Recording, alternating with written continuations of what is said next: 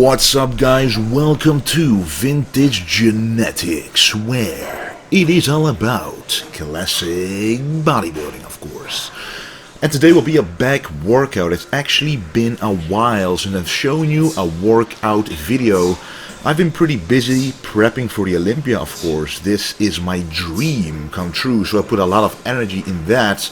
But also, we're getting ready to get to the Fit Festival 2018 in the UK, for which we had to get a lot of stuff done, basically. So we needed to get a lot of clothing, we needed to get a lot of materials, promotional material, etc. You know, it was really difficult to get all of that in time, but we managed to do so, and this weekend we will be there.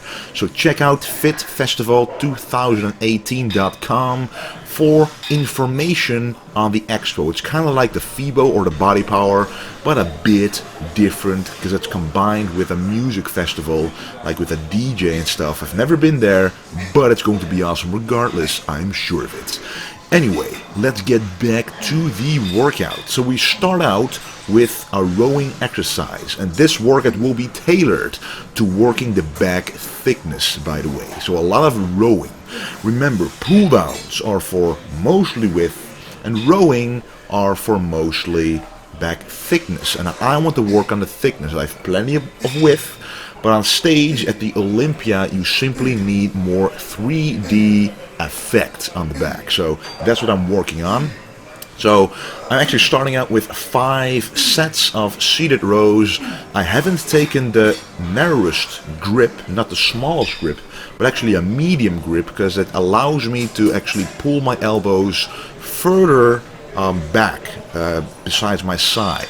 And that actually allows me to pull back my shoulder blades more as well, allowing me to contract the lower back and the upper back a lot more. Then the second exercise is the high row. It's one of my favorites to target the upper back, because when you pull from high, and you can actually pull a little bit wider, as you can see, this machine allows you to pull from a narrow distance at the top to a wide distance at the bottom. And this allows you to really target and contract that upper back, those traps, and even a little bit the lower back. But I'm really trying to narrow it down to the upper back, because that's where I need all the thickness mostly. And you really try to take out too much of the stretch, because if you focus too much on the stretch on every single row, you will work the lats too much, and you will lose the strength during the contraction. And as you can see, I'm not going that heavy, but I'm focusing so much on the contraction of those shoulder blades, of that upper back, of those traps, that I'm simply not able to pull that heavy. And then when we do the last set, I only increase the weight by 5 kilograms, but this time I'm doing them unilaterally. And the reasoning is because I want to have every single workout at least one unilateral exercise, and that means one arm at a time. And this allows me to pull back a little bit deeper into the back. You can actually feel it go all the way down to the lower back, so from insertion point at the stretch to another insertion point at the bottom of the lats during the contraction, really targets the entire back and tires it out completely during this exercise, and I go to failure. And then, of course, an old school workout. I am doing quite a lot of machines in this workout, in this back workout, but when you're doing a rowing back workout, you cannot miss the T-bar row. It really works the back thickness as well, but especially more of the lower back. And you can also work the lats here for sure by stretching out as far as you can using a full range of motion. But the reason why I use a full range of motion here is because I really want to target the maximum amount of muscle fibers in the back. And here you can really see it, that when I have my arms straight, I go down a little bit more, not going up right away. I want to take out the momentum at the bottom a little bit, stretching the lats and then contracting as hard as I can, really targeting that middle and lower back. And this is what I like to call the upper back row. As you can see at the grips right there, you have 3 different options. You have a straight one or a hammer one. You have a neutral one, like a bench press grip. and you have one in between. And I like the one in between because it's a grip that you normally don't see, a grip that you normally don't use. We already did the neutral grip, we already did the hammer grip, but we haven't done this grip yet. And every single grip allows you to hit your back from a slightly different angle, and that's what bodybuilding is all about. Hitting the muscle group that you're working from as many angles as you can, as efficiently as possible.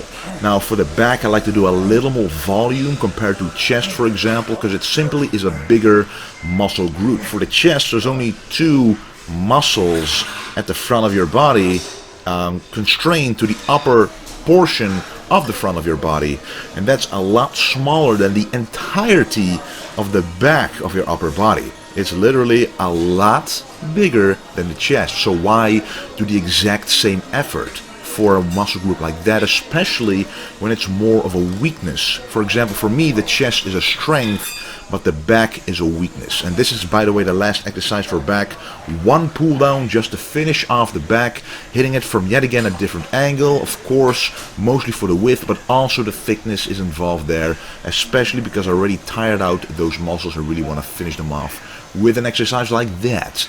And then it is time for the biceps. And my left bicep has been nagging me just a little bit, so I'm finding exercises that are the least invasive on the actually tendon that is connected from the bicep to the forearm. Because there's a lot of exercises like straight barbell curls. If I do those, there's too much tension on that tendon and it actually gets inflamed a little too much. So what I'm doing here is I'm picking a lighter weight, a little more volume, and doing alternating dumbbell curls. By the way, praised by Arnold as one of the best exercises to feel a contraction in the biceps, and that is because you are twisting the bicep at the top, twisting the dumbbell. So what you want to do is, by alternating them, you first of all are able to focus on each bicep individually, but by turning the wrist you can actually contract the bicep a lot harder. Now what I'm doing here, if you look at my arm, it's not staying straight all the way, it's actually going upwards during the contraction, because that's actually the movement required for a full contraction of the biceps. So that is something you need to do, but don't overdo it, don't cheat, don't use it and cheat with it, but use it very constrictively, but use it to actually enhance the contraction. And then an amazing exercise to build the bicep peak, especially combined with the arm blaster that I'm using right there. That is a small little training tool used to be able to isolate the biceps even more, allowing the tension to stay on there even at the very bottom. As you can see, the tension doesn't leave the biceps.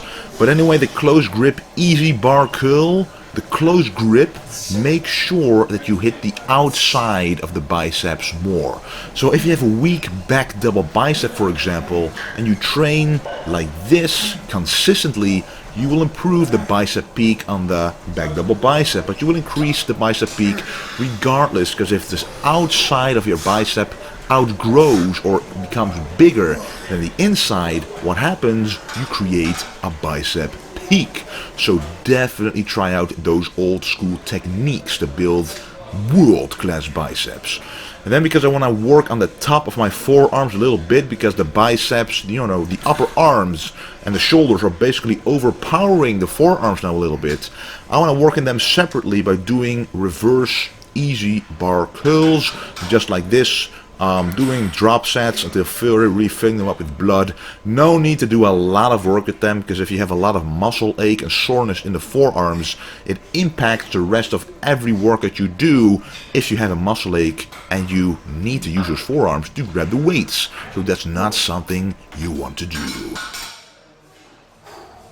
Okay guys, that was the workout of today, and I just want to show you where I'll be going this weekend so you can actually stay up to date with what I'm doing. So I'm going to the Fit Festival, right? This is on fitfestival2018.com. You can check it out.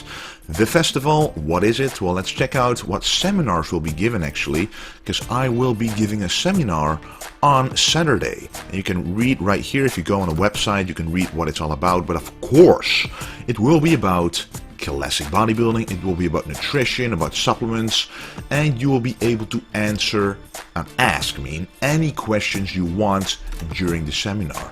But what it really is about, about FitFest, is that it really is, as you can see right here, it's a music festival combined with like a body power, with a lot of booths, with a lot of famous fitness related people in there, bodybuilders, strongman, like Eddie Hall, like Callum Moger, myself, and a lot of others will be there. It's the first ever expo combined with a festival ever, so I'm very excited to go there. I was invited to go there and decided to go because, a lot of bigger names were coming there as well, and I do believe it's going to be a success. And I want to be at the forefront of it. So if you are interested, get yourself a ticket, but use the code VINTAGE20 to get 20% off of any tickets. Anyway, guys, I want to thank you for watching, and do not forget to stay golden.